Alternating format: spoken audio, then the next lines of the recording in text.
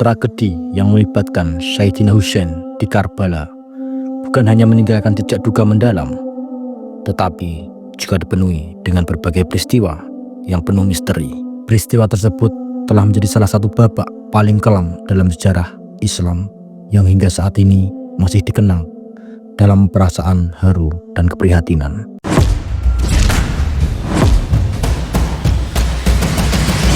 Di episode kali ini, kita akan menceritakan kisah tentang Sayyidina Husain, tragedi di Karbala. Dari fenomena alam yang aneh hingga kejadian mistis yang sangat menakutkan. Tragedi Karbala seolah menyimpan banyak rahasia. Salah satu yang paling mencengangkan adalah kisah mengenai kepala Sayyidina Husain yang telah terpisah dari tubuhnya, namun mampu berbicara. Fenomena ini bukan sekedar kisah biasa, melainkan menjadi simbol perjuangan dan kebenaran, bahwa keadilan akan selalu datang meski dalam keadaan yang paling tak terduga sekalipun. Cerita mengenai kepala Sayyidina Husain yang dapat berbicara berawal setelah pasukan Ubaidillah bin Ziyad membunuh Sayyidina Husain dengan cara yang sangat kejam. Kepala Husain yang dipenggal kemudian dipamerkan kepada khalayak ramai, dibawa melalui jalanan kota Kufah dengan penuh penghinaan, seolah menjadi simbol kemenangan bagi pihak Yazid bin Muawiyah. Kepala tersebut diletakkan di ujung tombak dan dibawa mengelilingi kota dengan sorak riuh dari pasukan yang membawanya. Namun yang mereka tidak tahu adalah bahwa kekuatan Allah tidak pernah diam dan kebenaran akan selalu terungkap meski dalam bentuk yang tak terduga.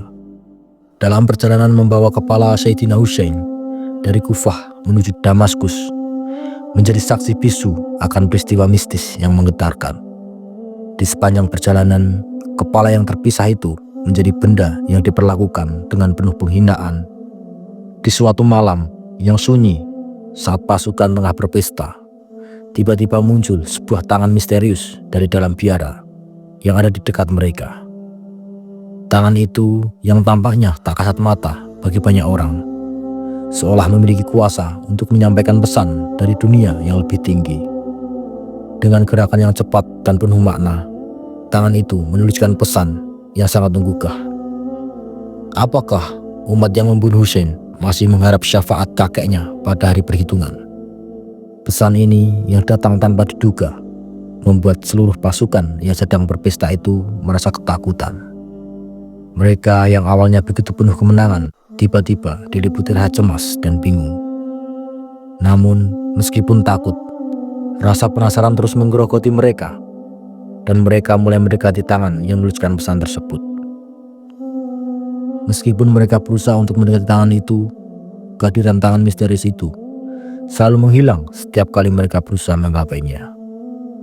Namun begitu mereka kembali ke tempat semula, tangan itu kembali muncul dan menuliskan pesan yang lebih mendalam. Kalimat yang ditulis kali ini membuat pasukan semakin terhenyak dan merasa ngeri. Apa yang mereka anggap sebagai kemenangan ternyata hanya sebuah kebohongan belaka. Dan mereka mulai merasa ada sesuatu yang tidak beres dengan peristiwa ini. Pada malam hari, sebuah peristiwa luar biasa terjadi. Salah seorang pendeta yang tinggal di biara dekat tempat pasukan berhenti mendengar suara ratapan dan tasbih yang datang entah dari mana. Cahaya yang terang tiba-tiba turun dari langit, dan di bawah pancaran cahaya tersebut, sebuah kotak yang berisi kepala Sayyidina Husain mulai bersinar dengan cahaya yang sangat terang. Pendeta tersebut yang awalnya hanya mendengar suara-suara, kini merasa seolah ada sesuatu yang sangat luar biasa sedang terjadi di hadapannya. Dia pun merasa harus menyelidiki apa yang sebenarnya terjadi. Dengan penuh rasa penasaran dan takjub, pendeta tersebut keluar dari biaranya dan mendekati pasukan yang membawa kepala Sayyidina Husain. Dengan suara bergetar, pendeta itu bertanya kepada mereka, "Wahai pasukan, apa isi kotak yang kalian bawa itu?" Para pasukan pun menjawab dengan tegas bahwa kotak tersebut berisi kepala Husain bin Ali, cucu Rasulullah, yang telah mereka bunuh. Namun jawaban ini tidak mampu menghilangkan rasa ingin tahu pendeta itu, yang merasa bahwa ada sesuatu yang lebih besar dari sekedar kisah pembunuhan itu. Maka dengan tawaran yang sangat tinggi, pendeta itu menawarkan uang sebanyak 10.000 dirham untuk meminjam kotak tersebut. Setelah beberapa saat, para pasukan pun akhirnya menyetujui permintaan pendeta tersebut. Dengan langkah hati-hati dan penuh rasa hormat, pendeta itu membawa kepala Hussein ke dalam biaranya. Sesampainya di biara, pendeta itu dengan penuh kesungguhan mulai membersihkan kepala tersebut, membasuhnya dengan air suci dan menyebarkan wewangian yang harum. Setelah selesai, kepala Sayyidina Hussein pun diletakkan di tempat ibadahnya. Pendeta itu duduk di hadapan kepala yang telah terpisah dari tubuhnya itu, merenung dalam keheningan yang penuh dengan makna. Saat ia memandang kepala tersebut, ia merasakan suatu getaran batin yang luar biasa. Seolah ada kekuatan yang jauh lebih besar dari dirinya yang menguasai suasana tersebut. Dalam kesunyian yang mendalam, pendeta itu mulai menangis. Air matanya mengalir di pipinya dan ia berkata, "Wahai kepala pemimpin alam semesta, diriku menyangka engkau adalah bagian dari orang-orang yang telah Allah gambarkan dalam Taurat dan Injil. Engkau adalah orang yang terbersih, terhormat meski jasadmu telah dibantai. Engkau adalah yang teraniaya dan kini menjadi saksi dari keadilan Allah." Tangisan pendeta itu pun semakin deras, dan di tengah haru biru ia akhirnya mengucapkan 2 kalimat syahadat di hadapan kepala Sayyidina Hussein. Pendeta itu menyatakan dirinya sebagai seorang muslim. Ia menyadari bahwa Sayyidina Hussein bukan hanya seorang pahlawan dalam sejarah Islam, tetapi juga simbol perjuangan hak dan keadilan. Tidak hanya sebagai pemimpin umat, tetapi sebagai pribadi yang telah mengorbankan segalanya demi mempertahankan kebenaran. Pendeta itu meninggalkan biaranya, membawa keyakinan baru dalam hidupnya.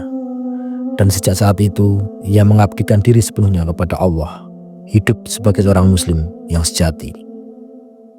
Kisah ini adalah salah satu dari banyak kisah yang mengingatkan kita bahwa kebenaran, meskipun sering tertutup oleh kebatilan dan kezaliman, pada akhirnya akan terungkap. Allah Subhanahu wa Ta'ala selalu menunjukkan jalan, bahkan dalam bentuk yang tidak kita duga. Kepala Sayyidina Hussein yang telah terpisah dari tubuhnya berbicara bukan hanya untuk menyampaikan kepada umat yang telah menyia-nyiakan darahnya, tetapi juga untuk menjadi cahaya yang menerangi jalan bagi mereka yang masih terjebak dalam kebingungan.